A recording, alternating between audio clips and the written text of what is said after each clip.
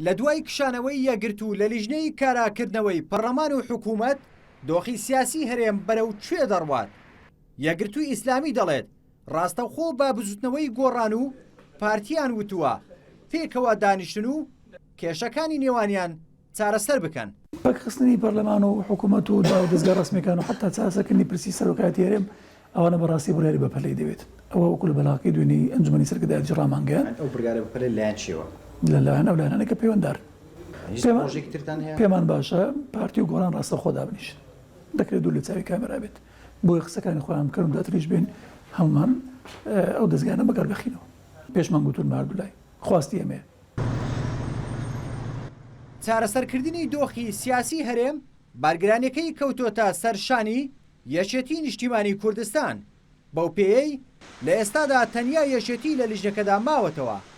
لەبارەی کشانەوەی یەکگرتووش لە لیژنەکە یەکێتی دەڵێت هیچ شتێکیان نییە بیڵێن، بەڵام پێویستە لەگەڵ یەکگرتوو کۆ ببنەوە تا هۆکاری کشانەوەکەیان بزانن.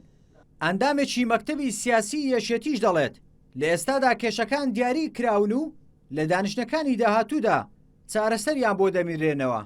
ڕاستیدا ئێمە تا لەگەڵ خۆیان لە سەبەبی ئەم وەرگرتنی ئەم بریارە قسە نەکەین و نەکۆڵینەوە هیچ کۆمنتێکمان نییە لەسەر مۆز.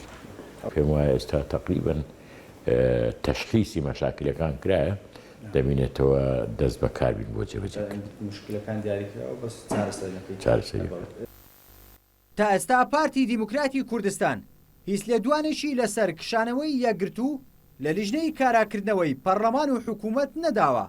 بەشێکلە بەرپرسانی حیزبیش دەڵێن پێویستە لایەنەکان لە هەوڵەکانیان بۆ ئاساییکردنەوەی دۆخەکە بەردەوام بن، چونکە قەیرانەکە تەنیا سیاسی نییە بەڵکو قەیرانی ئابووریش لە ئارادایە.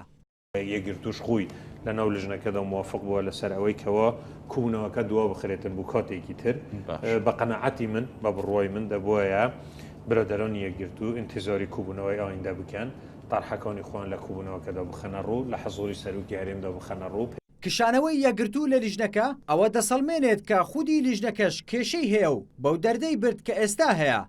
بە جۆرێک لە کۆی 5 لایەنە سەرەکیەکەی هەرێم تەنیا 2 لایەن بەشدارن تیایدا.